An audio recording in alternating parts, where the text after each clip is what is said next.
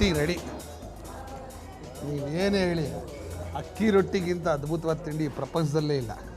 ದಿನದಲ್ಲಿ 24 ಗಂಟೆ ಯಾವಾಗ ರೊಟ್ಟಿ ಕೊಟ್ಟರು ತಿಂತೀನಿ ನಾನು. ಇಲ್ಲಿ ವಿಶೇಷ ಏನಪ್ಪ ಅಂದರೆ, ಈ ರೊಟ್ಟಿಗೆ ಕಡಲೆಕಾಯಿ ಬೀಜ ಹಾಕ್ತಾರೆ. ಕಡಲೆಕಾಯಿ ಬೀಜ ಒಂಥರ ಮಜಾ ಕೊಡುತ್ತೆ.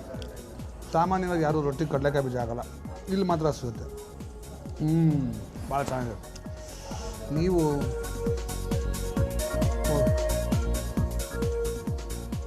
ಆಂಧ್ರ ಸರ್ಕಲ್ ಬಂದಾಗ ಫೈರ್ ರಿಫ್ರೆಶ್ಮೆಂಟ್ಸಿಗೆ ಬಂದು ಅಕ್ಕಿ ರೊಟ್ಟಿ ತಿಂದು ತುಂಬ ಚೆನ್ನಾಗಿ.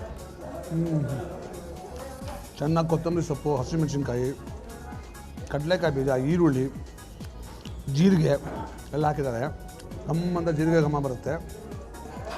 ಆವಾಗ ಒಂದು ಕಡಲೆಕಾಯಿ ಬೀಜ ಸಿಗುತ್ತೆ, ಮಜಾ ಕೊಡುತ್ತೆ. ಇದು ಒಂದೇ ಕಡೆ ಕಡಲೆಕಾಯಿ ಬೀಜ ನಾನು ನೋಡಿ ಬೇರೆ ಎಲ್ಲೂ ಹಾಕಲ್ಲ. ಏನು ಚೆನ್ನಾಗಿದೆ. ಇವತ್ತು ಇನ್ನೊಂದು ವಿಶೇಷ ಏನಂದರೆ, ಇಲ್ಲಿ ವಾರಕ್ಕೆ ಒಂದು ದಿವಸ ಮಿಲ್ಕ್ ಹಲ್ವಾ ಅಂತ ಮಾಡ್ತಾರೆ. ಸ್ವೀಟ್ ಮಿಲ್ಕ್ ಹಲ್ವಾ ಅಂತ. ಅದು ಎಲ್ಲೂ ಸಿಗೋಲ್ಲ, ಇಲ್ಲಿ ಒಂದೇ ಕಡೆ ಸಿಗೋದು. ಸಖತ್ತಾಗಿರುತ್ತೆ. ಅದು ರೆಗ್ಯುಲರಾಗಿ ಮಾಡೋದು. ಅವ್ರು ವಾರಕ್ಕೆ ಒಂದು ದಿವಸ ಮಾಡ್ತಾರೆ.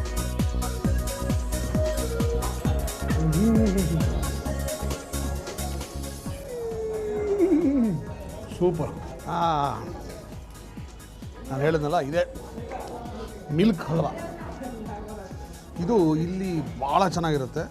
ಇದು ಒಂದೇ ಕಡೆ ಸಿಗೋದು.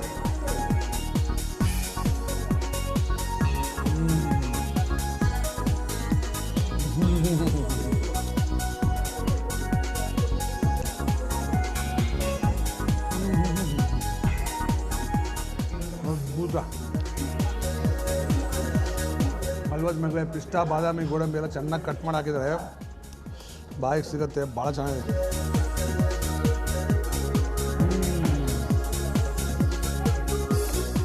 ನೀವು ಆನಂದ ಸರ್ಕಲ್ ಬಂದಾಗ, ಆನಂದ ಸರ್ಕಲ್ ಹತ್ರನೇ ಫೈರ್ ರಿಫ್ರೆಶ್ಮೆಂಟ್ಸ್ ರೆಸ್ಟೋರೆಂಟಿಗೆ ಬರಬೇಕು. ಇಲ್ಲಿ ಬಂದು ಖಾಲಿ ದೋಸೆ, ಅಕ್ಕಿ ರೊಟ್ಟಿ, ಪೂರಿ, ಪಲಾವು, ಮಿಲ್ಕ್ ಹಲ್ವಾ ಎಲ್ಲ ತಿನ್ನಬೇಕು. ಇಡ್ಲಿ ಕೂಡ ತುಂಬ ಚೆನ್ನಾಗಿರುತ್ತೆ. ಎಲ್ಲದಕ್ಕಿಂತ ಬೆಸ್ಟ್ ಅಂದರೆ ಇಲ್ಲಿ ಜೋಳದ ರೊಟ್ಟಿ ಊಟ. ನಾನು ಬೆಳಗ್ಗೆ ಬಂದಿರೋದ್ರಿಂದ ಜೋಳದ ರೊಟ್ಟಿ ಊಟ ತೋರ್ಸೋಕ್ಕಲ್ಲ, ಇನ್ನೊಂದ್ಸಲ ಯಾವಾಗ ಬಂದು ತೋರಿಸ್ತೀನಿ. ಬಟ್ ಜೋಳದ ರೊಟ್ಟಿ ಊಟ ಮಾತ್ರ ಎಕ್ಸಲೆಂಟ್ ಆಗಿರುತ್ತೆ. ಆ ಊಟದ ಜೊತೆಗೆ ಒಂದು ಮೆಣಸಿನ್ಕಾಯಿ ಬಜ್ಜಿ ಕೊಡ್ತಾರೆ. ಸಖತ್ತಾಗಿರುತ್ತೆ.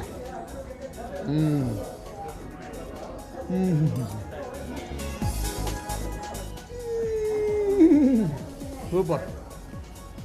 ಈಗ ಇನ್ನು ಖಾಲಿ ಮಾಡಿಬಿಟ್ಟು ಕೈ ರುಚಿ ಸ್ಟಾರ್ಟ್ ಮಾಡೋಣ. ಓಕೆ. ನಮ್ಮೂರ ಊಟದ ನಂತರ ಮತ್ತೊಮ್ಮೆ ನಿಮ್ಮೆಲ್ಲರಿಗೂ GRB instant mix and masala ಬೊಂಬಾಟ್ ಭೋಜನ ಕಾರ್ಯಕ್ರಮದ ನನ್ನ ಫೇವ್ರೆಟ್ ವಿಭಾಗ ಕೈ ರುಚಿಗೆ ಸ್ವಾಗತ.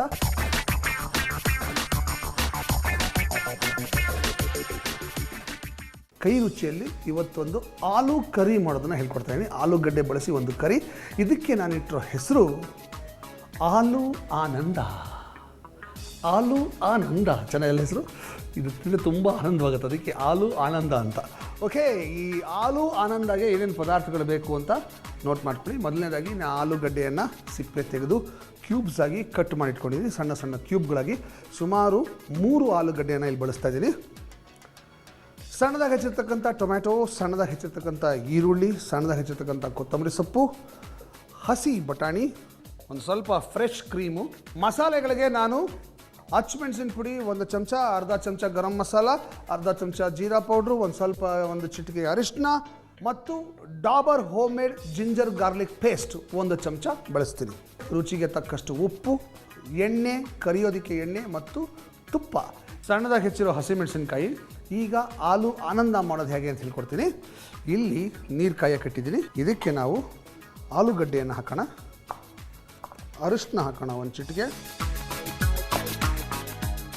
ಅರ್ಧ ಬೇಯಬೇಕಿದು ಆಲೂಗಡ್ಡೆ, ಅರ್ಧ ಬೇಯಬೇಕು ಅಷ್ಟು. ನಿಮ್ಮೆಲ್ರಿಗೂ ಒಂದು ಕಿವಿ ಮಾತು.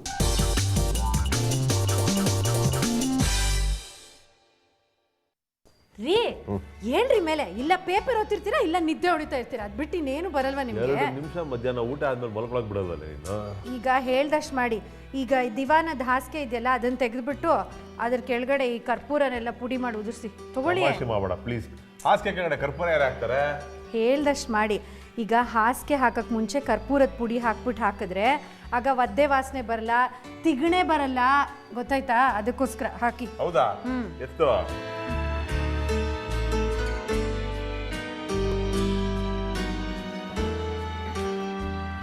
ನಿಮಗೆ ಗೊತ್ತಾಯ್ತಲ್ಲ, ಹಾಸಿಗೆ ಕೆಳಗಡೆ ಕರ್ಪೂರ ಚೆನ್ನಾಗಿ ಪುಡಿ ಮಾಡಿ ಸುತ್ತಲೂ ಉದುರಿಸ್ಬಿಟ್ಟು ಅದ್ರ ಮೇಲೆ ಹಾಸಿಗೆ ಹಾಕಿದ್ರೆ ತಿಗಣೆ ಬರೋದಿಲ್ಲ ರೀ.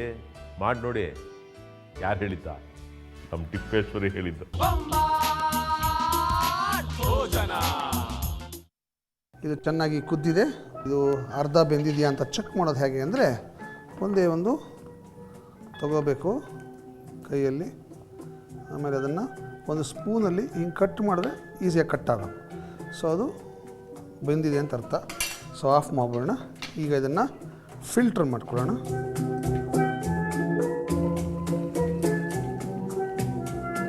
ಈಗ ಈ ಕಡೆ ನಾನು ಎಣ್ಣೆ ಕಾಯಕ್ಕಿಟ್ಟಿದ್ದೀನಿ, ಅದನ್ನು ಈ ಕಡೆ ಶಿಫ್ಟ್ ಮಾಡೋಣ. ದೊಡ್ಡ ಒಲೆಗೆ. Okay, right. ಓಕೆ, ಈಗ ಇದನ್ನು ಕರಿಯೋಣ.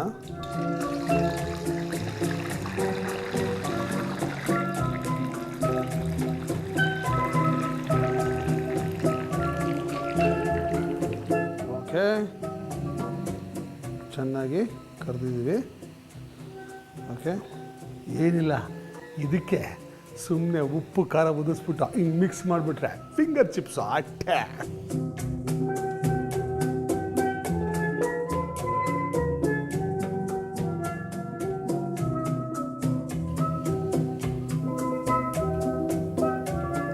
ರೈಟ್, ಇದಾಯಿತು.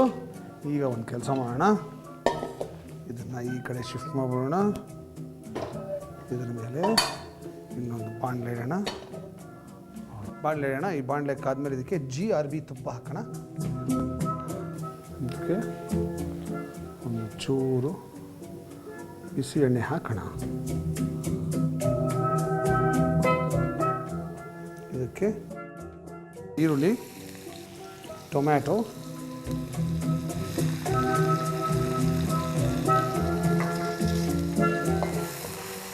ಎರಡನ್ನೂ ಚೆನ್ನಾಗಿ ಮೆತ್ತಗಾಗೋ ತನಕ ಬೇಯಿಸಬೇಕು. ಓಕೆ, ನಾನು ಇದನ್ನು ಬೇಯಿಸಬೇಕು. ಅಷ್ಟರಲ್ಲಿ ನಿಮ್ಮೆಲ್ರಿಗೂ ಒಂದು ಬ್ರೇಕು.